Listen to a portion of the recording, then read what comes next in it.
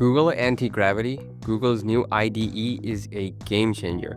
Whether you're doing it to build simple workflows, front ends, or even full stack applications, Google Antigravity can do it all. It's powered by Gemini 3 Pro, and it can also hook up to Claude and OpenAI's latest models. But the problem is, most people are using Antigravity incorrectly. They start building an app, they get stuck halfway, maybe an API breaks, maybe they built out the app only to realize that the end result is nothing like what they expected. So in this video, I'm going to show you how to get ahead of 99% of people that use Google Antigravity and actually build and ship apps that work. And we're going to be doing it using the Place framework. In this tutorial, we're going to learn how to use Google Antigravity by building a project management app that lets you create clients, projects, tasks, handle your billing, and also uses AI to automatically generate action items.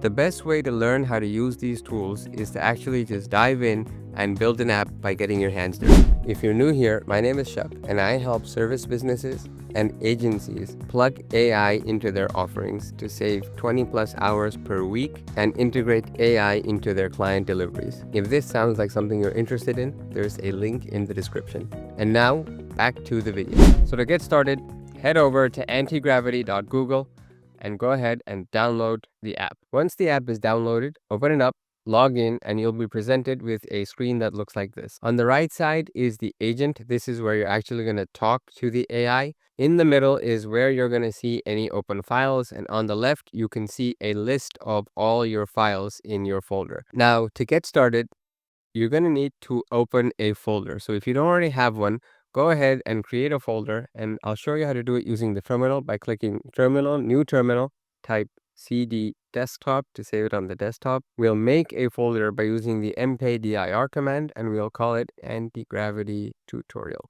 Right, now that our folder is made, I'm going to go ahead and hit Open Folder. And once I've selected that folder, I'm just going to say, yes, I trust the authors, because obviously it's my computer.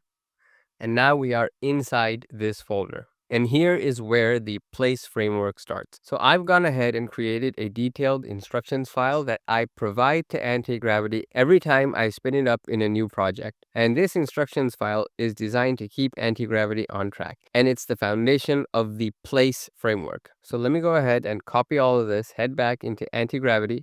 I'm going to create a new file by clicking this, and I'm going to call it agent.md, and MD stands for Markdown. Let's paste all the instructions in and hit save. And now that we have our agent file in here, I'm going to go ahead and tell Antigravity to instantiate using the agent.md file. Hit enter. And while it's doing all of this, let me go ahead and quickly walk you through the file. So first off, we're going to tell Antigravity exactly what it has access to. We're going to give it a default project structure. And then we're going to actually get into the Place framework. Now that the agent has reviewed agent.md, it's time to dive into the first part of the framework, which is planning. Now, planning is a crucial step that people often miss out in vibe coding, because the temptation of just giving a few instructions and seeing something come to life in front of your eyes can sometimes be too strong.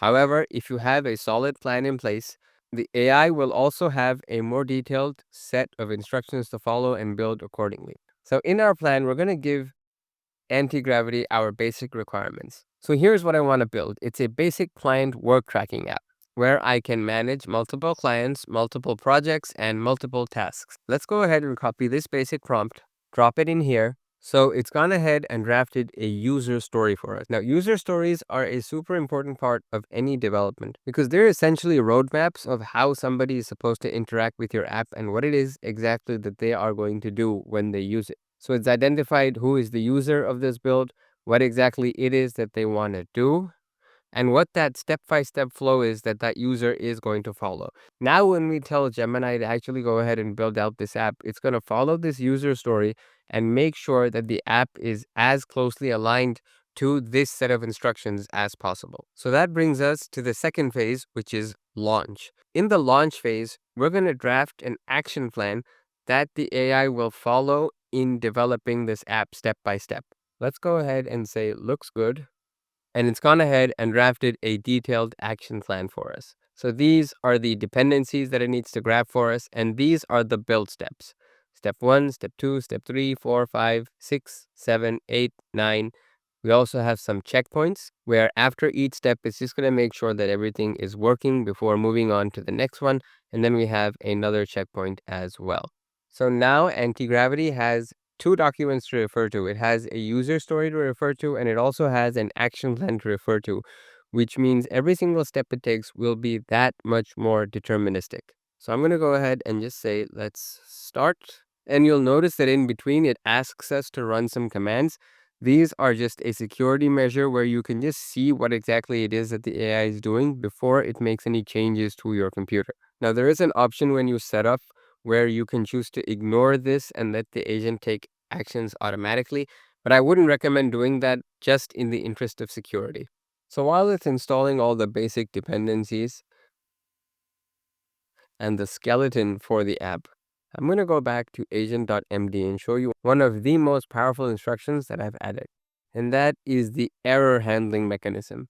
This mechanism instructs Antigravity that if it runs into an error, it needs to try to fix it directly by itself. If that doesn't work, it should try an alternative approach. If that doesn't work, it needs to create a minimal test case, try to figure out exactly why it is that it's not working, and if 3 attempts at fixing the error fail, it has to come back to the user, present all the options, and suggest a new course of action. Now, a really cool feature of Antigravity is that it can hook up to Google Chrome and actually test the app for you in real time.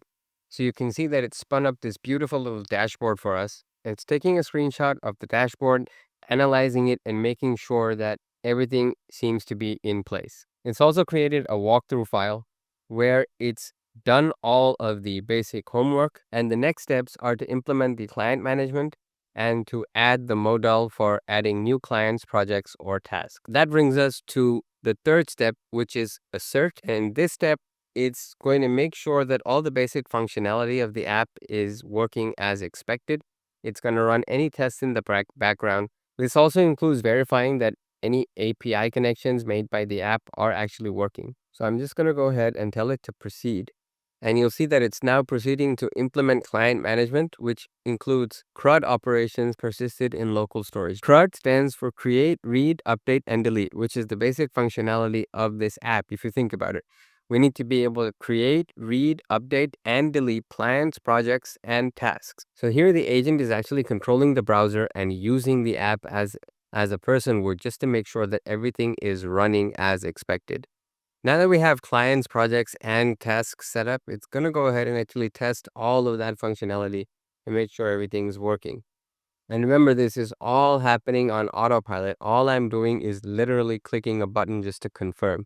So it's now creating a new project associated with that client that it created earlier. So after a lot of testing, it's telling me that the core flow of creating, managing, and tracking clients is all done. There's something wrong with the delete feature. So it's going to fix that deletion logic and confirm the dialog issue. And remember, it's doing all of this automatically without me having to manually test this. So normally you'd run into errors like these when you actually go ahead and start using the app. But the beauty of this system is that it's self-learning and self-correcting. So it's going to go ahead and fix it by itself. All right, so we're done with steps 1 through 5. Now we have to implement OpenAI. So we're going to tell it to execute steps number 6 and 7. And in order to make sure that the API implementation goes smoothly, it's created a whole action plan for us to follow. Let's go ahead and hit accept all and click proceed. And it's just going to work down this entire plan. And you'll notice that I'm not really giving any instructions. All I'm pretty much doing is just click accept every single time that button comes up. All right, so now I need to provide my OpenAI API key. Let me go ahead and grab it and paste it in here. All right, so let me go ahead and paste in the key. It's going to run a few tests to make sure that everything is okay. And you'll see that the API test is passed and we received a valid task list. Amazing. So the API works. And remember, this is the beauty of the assert phase, where we're just making sure that anything and everything that we're building out actually works as expected. And once we know everything works, we're going to implement the task generator in app.jsx and add the API key settings. So now you'll see we have a new button called the AI Task Generator. It's going to drop in the API key that I provided earlier. So in order to create tasks, we will need a client and we will need a project inside that client. Right, it's doing the entire test as a user would. And remember, this is all completely automated. I'm just sitting here talking to you and watching everything take place on my screen. So at this point, the agent got stuck at one phase where it just was not able to click the generate tasks button. So I'm just going to go ahead and ask it to revisit the generate task logic, make sure everything is working correctly, and test it again. All right, so the code is ready. Please test it manually at this website. So I'm going to go ahead and copy. And we'll see that we have our website up and running. Let's go ahead and add a client.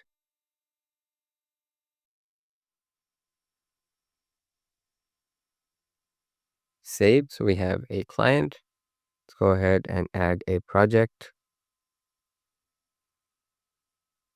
Make sure we have the right client. The project is active. Save. And grab our API key again. Drop it in here. And then click AI Task Generator. Generate task list. And you'll see that we're getting that generating. And let's see what it comes back to us with. All right, so we have all of these tasks. Awesome. Target project, website development, add all tasks. And if we come into tasks, we'll see that under website development, we have all of these tasks ready for us to go. We can edit these as needed. Awesome. This is incredible. So now that we have all of the functionality in place, that means we've also kind of covered the fourth element of the framework, which is construct, where we actually build out the app. But there is one feature still missing, which is the billing module. So if we come back into Antigravity, let's just tell it AI task creation works well.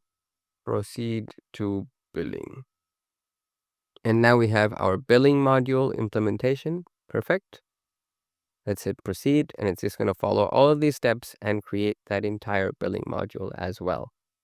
All right, so it's completed implementation of the billing module. It's done everything. So effectively, the build is complete, and all that's left to do is phase 5, which is execute. And here we're actually just going to use the app ourselves and make sure that everything is working as expected. And if there are any errors, this is where we manually tell the AI to fix these errors for us. So let's just hit refresh, and we'll see that we have all of this in place. So let's just delete everything and start fresh. I'm going to click add a client, Acme, save that, go into projects, add a project. Make sure we have the right $2,000. Accept, and then go into tasks. Go ahead.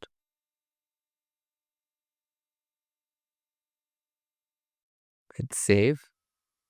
And if we go into billing, we'll see that we have no pending tasks to bill. So if we head over to billing and click add billing, we'll see that there is an error here. So let's go back and tell it to fix that for us.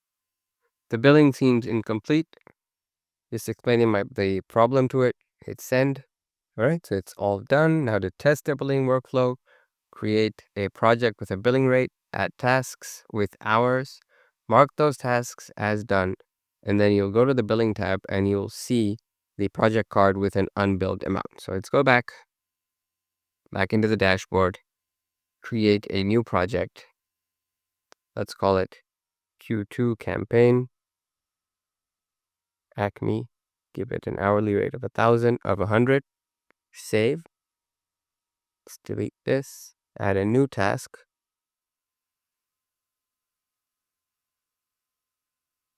And let's say this requires 10 hours and hit save. If we go into billing, we'll see that there's nothing there. But if we go back here and change the status to done and save, we should now be able to see this in billing. There we go. Unbilled work. This is what a task that was done. This is the estimated total. And if we hit generate invoice, we'll see that the invoice was indeed generated. Perfect. Now, there's one last test that we have to do, and that is if we delete a client, that should also delete all active projects and associated tasks as well. So let's go ahead and delete Acme. And if we come back into the dashboard, we'll see that we still have projects and we still have tasks. So let's go back and fix this final issue and our app will be done. And this just goes to show that as powerful as these AI agents get, there are still some issues that they will miss out on. Let's come back.